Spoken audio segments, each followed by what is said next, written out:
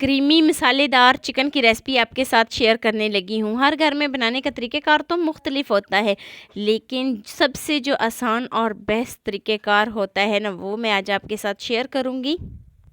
ये क्रीमी मसालेदार चिकन आप मिनटों में बना सकेंगे और जायका इसका इतना लाजवाब होगा कि अगर आप एक दफ़ा बनाएंगे तो बिल्कुल इसी तरीके से आप रोज़ रोज़ बनाएंगे। रमज़ान में अगर कुछ मज़ेदार बनाना है तो चिकन कुछ इस तरीके से बनाएं। चलिए जी, शुरू करते हैं अपनी आज की वीडियो शुरू करने से पहले यहाँ पर आपसे एक छोटी सी रिक्वेस्ट है कि चैनल पे न्यू है तो प्लीज़ चैनल को जल्दी से सब्सक्राइब कर दें।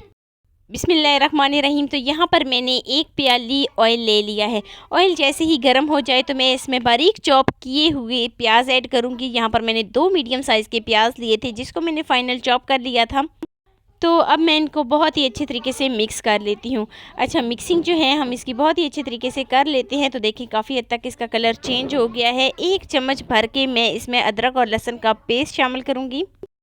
3 से 4 मिनट के लिए हम प्याज को भूनेंगे ताकि प्याज का कच्चापन ख़त्म हो जाए और प्याज का हल्का सा कलर चेंज हो जाए।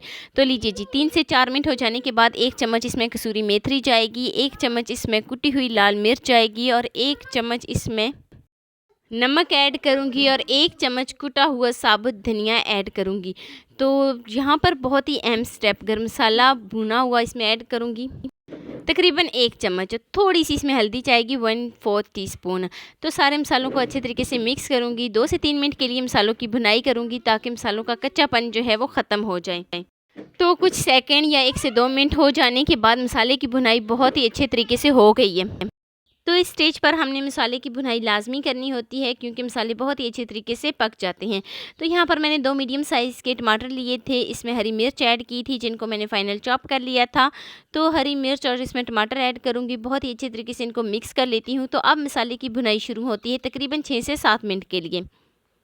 तो 6 से 7 मिनट के लिए हम मसाले की भुनाई बहुत ही अच्छे तरीके से करेंगे, तब तक जब तक मसाला जो है वो ऑयल बिल्कुल सेपरेट नहीं हो जाता। तो लीजिए जी, काफ़ी हद तक ऑयल जो है वो सेपरेट हो गया है, मसाले की भुनाई बहुत ही अच्छे तरीके से हो गई है। तो अब मैं इसमें चिकन शामिल करूँगी, जिसको मैंने क्यूब शेप में इस तरीके से कट कर लिया था। ये ज़्यादातर तो बोनलेस चिकन ही है। तो चिकन ऐड करने के बाद इसको बहुत ही अच्छे तरीके से मिक्स करूँगी। इसको मैंने धोकर चिकन को 1 घंटा पहले रख दिया था ताकि सारा इसके अंदर पानी जो है वो ड्रेन हो जाए।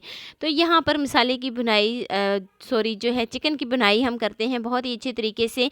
तकरीबन 6 से 7 मिनट के लिए हम चिकन की भुनाई करेंगे ताकि चिकन के अंदर जितनी भी स्मेल है वो रिमूव हो जाए और चिकन का जो पानी है वो बिल्कुल ड्राई हो जाए। तो मटर इसमें शामिल करूँगी, तकरीबन मैंने हाफ़ प्याली ही लिए हैं मटर।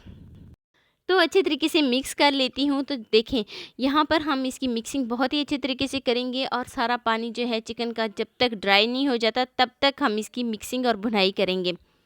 तो अच्छे तरीके से भुनाई करने के बाद अब हम इसको कवर कर देंगे। अच्छा, जो भुनाई करने के बाद हम इसको कवर करेंगे, इससे पहले जो है ना हमने भुनाई लाज़मी करनी होती है, इससे स्मेल जो होती है वो रिमूव हो जाती है।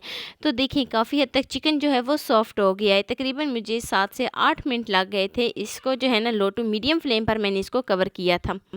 तो अब मैं इसमें दही ऐड करूँगी। दही ऐड करने के बाद फिर से इसकी मिक्सिंग कर लेते हैं, अच्छे तरीके से इसको मिक्स करेंगे। इससे बहुत ही अच्छा सा खूबसूरत सा फ्लेवर आता है।